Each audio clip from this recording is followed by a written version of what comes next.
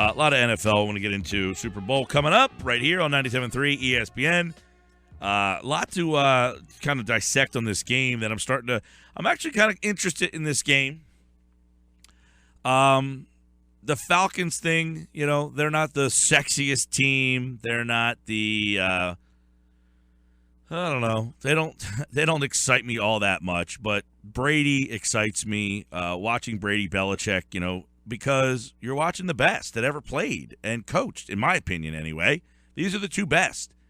And anytime you have them in the game, you get to watch, you're getting a treat. But there's a lot to dive into today. John McMullen, 97.3 ESPN.com. And, of course, FanRag Sports NFL, where we dive into a lot of the NFL news and notes here as we get ready for the Senior Bowl week. John, that's really one of the bigger stories around the NFL. That's where all of the executives are, right? Doug Peterson, Howie Roseman, Joe Douglas. This is where they begin their quest to start rebuilding the talent on this team. Yeah, it's a big week in the personnel part of the industry, and the Senior Bowl always starts that, especially, obviously, except for the two teams that are still playing who have other work to do. But for the rest of the NFL, it's already turned its attention towards 2017, and really Senior Bowl week is the first of many parts of the draft process leading up to the draft, and you'll see those wild sort of gesticulations from prospects going up and down and up and down, and everybody with their mock drafts. It all starts at Senior Bowl week. It does, and I guess that there was this time last year when they got a chance to see Carson Wentz, and that was kind of when they decided, look, this is a guy we like, but we got to figure out how to get there. So there are potentially guys that you will see this weekend that the Eagles might have some interest in, and I think it's going to be tough this year where they drafted 14 or 15, if they stay there, to get the best talented players, because in my opinion, John, there's not going to be many quarterbacks that teams are reaching on, which means players are going to be slotted in more traditional spots rather than dropping down a little bit because teams are reaching on quarterbacks like we've seen so frequently in the past. This is not a great quarterback year. Yeah, I don't know if I agree with that, and I'll tell you why. Yeah, I'd like to hear.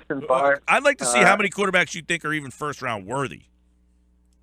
Well, I think there's going to be three when it's all said and done that's going to be in the top 10 and possibly the top 10, probably top 12 overall. And we see this every year. Last year was the same narrative, and there wasn't quarterbacks good enough to be at the top of the draft. And all of a sudden, there are so many desperate organizations for quarterbacks that they start pushing these guys up. So while you take a look at Jared Goff and Carson Wentz at 1-2 last year, the year before Jameis Winston, Marcus Mariota were higher thought of as prospects. And people would say, obviously, Goff, and it played out that way, probably as an overall prospect belonged nowhere near the number one overall selection. But the bottom line is he was the consensus, at least somewhat consensus view of being the best quarterback, so he's pushed up the board. The same thing's going to happen this year, whether it ends up being Deshaun Watson or Deshaun Kaiser or Mitch Trubisky. One of those guys is going to get pushed way up the board. And all of a sudden, once the first one goes, then the floodgates open. And all the quarterback desperate teams get concerned, whether they trade up. Those guys are going to be off the board quickly. Even if they don't belong in the top 10, they're going to end up being there. Trust me. Because I think they're a reach this year. I mean, the guys you named the last couple of years, I didn't love Goff. Wentz, I was very unsure of. I mean, I couldn't make a real strong opinion just because, who saw him play.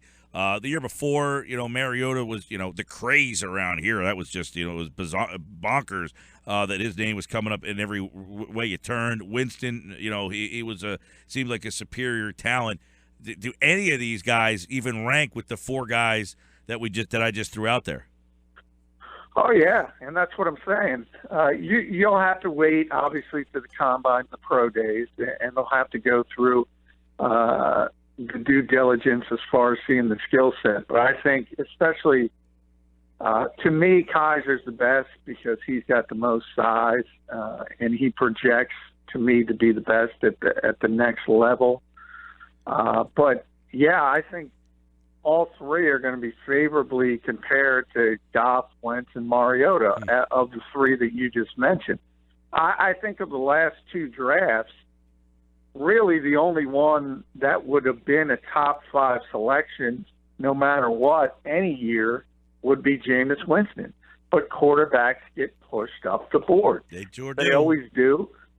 And this year's not going to be any different. Yep, it's it's a crazy thing. I always feel it's bizarre to me how these teams reach to try to find this ghost that doesn't exist, John. The ghost that I agree with you. It just doesn't exist. There's one Brady, there's one Manning, there's a Rodgers, and that's it. The ghost doesn't exist. Yeah, and you think about it, Tom Brady, we all know, was the 199 selection. So, but even Aaron Rodgers fell to the bottom of the first round. And of the names you mentioned, only Peyton Manning was selected number 1 overall. Now, there's no question the odds say you have a better chance to get a true long-term starter at that position if you take him in the top 10. But as far as, what you want to label it as, franchise, elite, all-time great, yeah, that's a ghost. And, hey, you look at Seattle hitting on Russell Wilson in the 3rd round. You look at Dak Prescott, obviously, this season. Yeah. Maybe eventually that kind of thinking will change. But, man, the desperation of these teams, and it's going to start with Cleveland. Cleveland's got to ask itself, having the number 1 overall choice and number 12, if they don't want to take a quarterback at number 1 and they plan on getting one at number 12, he might not be there. Yeah. So it's really a risk. And then you talk about San Francisco. They have to take a quarterback. So everyone gets desperate, and they start looking at, do we want to wait another year and go through the misery of a 1-15 or a 2-14 season like San Francisco just endured? There's not a lot of organizations that want to do that. You're looking at, all right, Cleveland, yes. San Francisco, most likely. Chicago, you're probably looking at a new quarterback in that situation. The Jets at 6. Buffalo at 10. That's your top 10. You've got a bunch of teams that, you're right, probably would consider quarterbacks. To me, they just grasp. It's like, hey, your teams are so bad, you're not a mediocre quarterback away from being competitive. You know what I mean? Like, build from the other areas and then try to find that guy. Don't go reaching. That whole concept is just bewildering to me. Yeah, and I think, that's maybe, just the top 10, by the way. That's just the top 10 that I rattled off.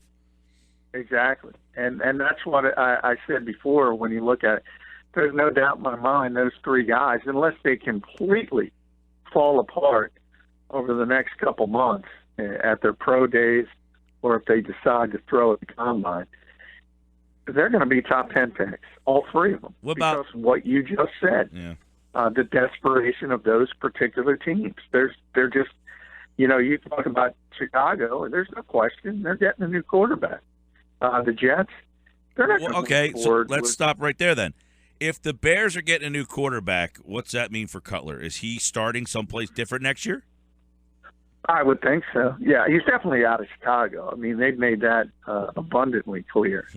And, yeah, he's got enough physical gifts, and he's young enough that there'll be a team that's not in the position to get in the top 10 that'll go back to say, hey, I can fix him, because he's got a tremendous skill set.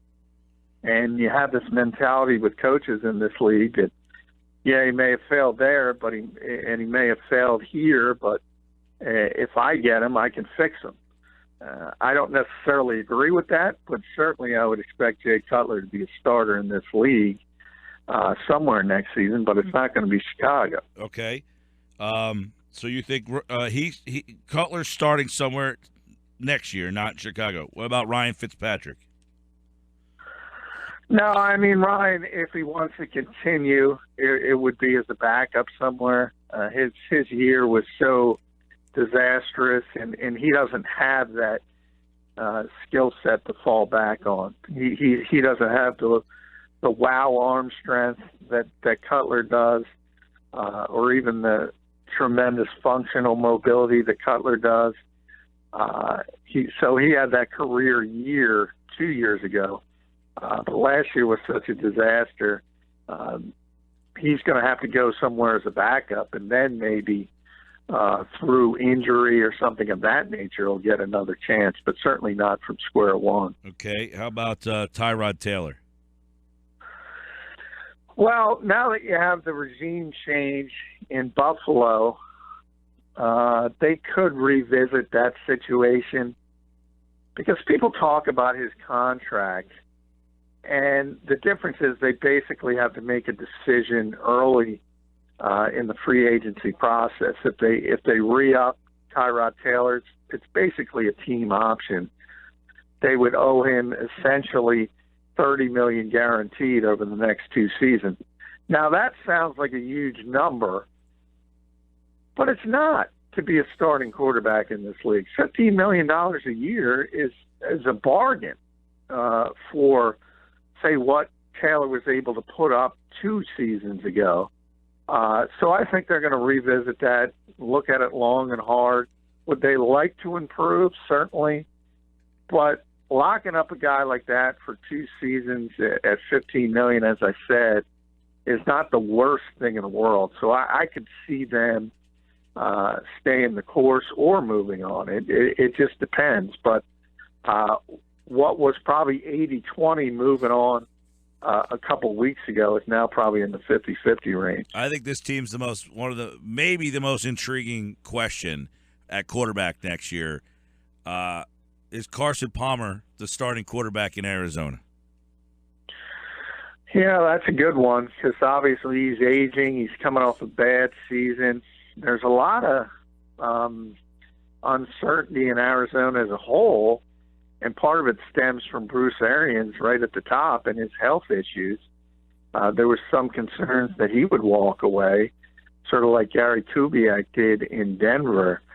I think, short term, they have some talent, obviously, on that roster.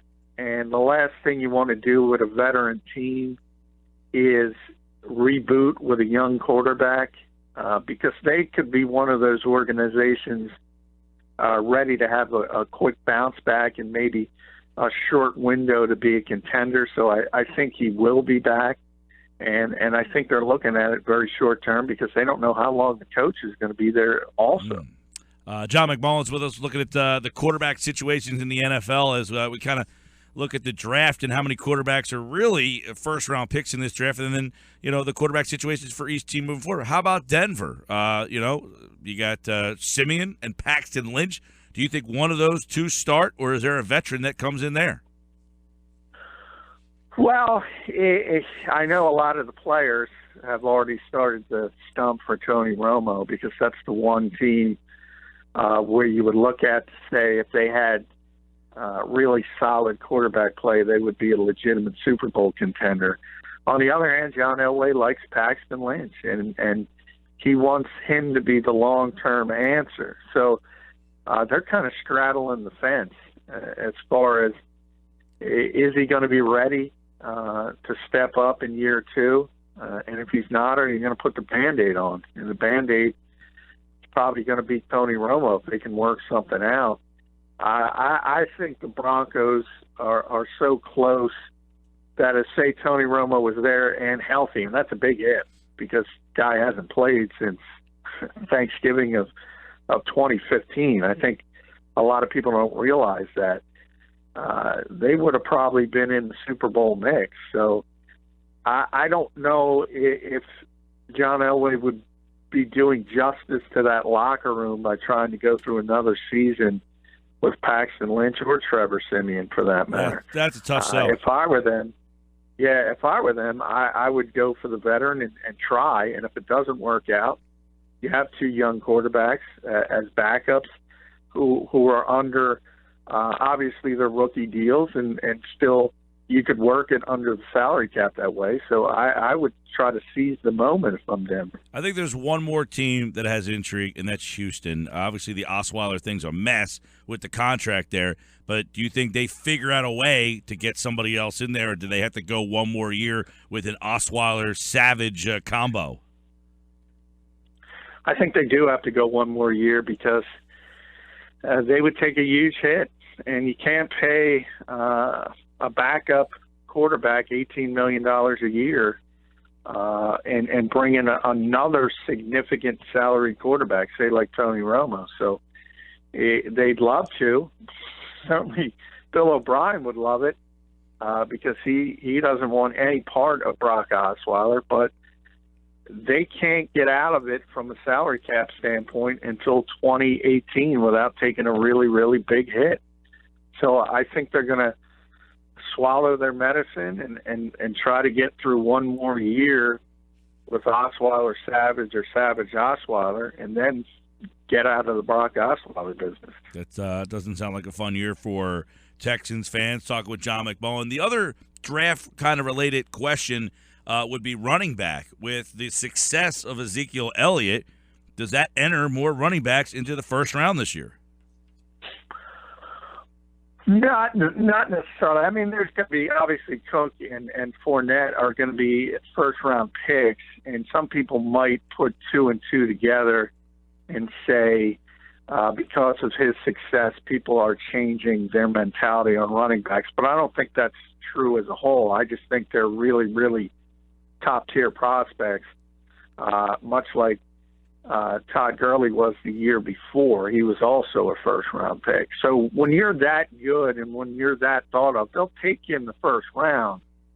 But the old-school mentality, if you take sort of like, I think the most interesting name will be Christian McCaffrey from Stanford, because he's a really, really good running back who would, a different generation probably would have been a top 15 pick. He still might be a late first-round pick, but I could see him get pushed all the way to the second round because he's not considered that superstar prospect like the others are. You look at, you mentioned Fournette, the kid from Florida State. If the Eagles are there, you talked yesterday about playmakers. If the running back is the best playmaker on the board, do you endorse that? Yeah, I do. They need significant help at both positions, running back and wide receiver. There's no question they're going to move on from Ryan Matthews. He might not even be able to play again from a health standpoint. We don't even know. So he's obviously not going to be back. We've talked about the wide receivers consistently. They obviously need significant help there. So it could come from either position. And I think that's how it's going to end up being. It's going to be who they feel the best prospect is left at that spot, whether it's a running back or a wide receiver, because they desperately need a playmaker to help Carson Wentz. Yeah, no doubt about it. I think 14. Did they make the decision? Is it 14 or 15? Was that this week they were doing that? Yeah, they're having it hasn't happened yet, but the coin toss will be in Indianapolis, so they haven't done it yet, but it's going to be, as you mentioned, 14 or 15. All right, we'll find out, I guess, this week when the Eagles will pick 14th or 15th, and then, of course, all the speculation will begin because when Howie Roseman's involved, there's always trade possibilities. As Howie, Joe Douglas scheduled to speak today, they may already have from the Senior Bowl, some people seeing them checking out some wide receivers. That's probably a good way to start your your trip down there. Looking at wideouts and defensive backs would probably be helpful too, just a tip there for Howie Roseman. John McMullen, of course, 97.3 ESPN.com at JF McMullen on Twitter. All right, pal. Take care. Hey, thank you.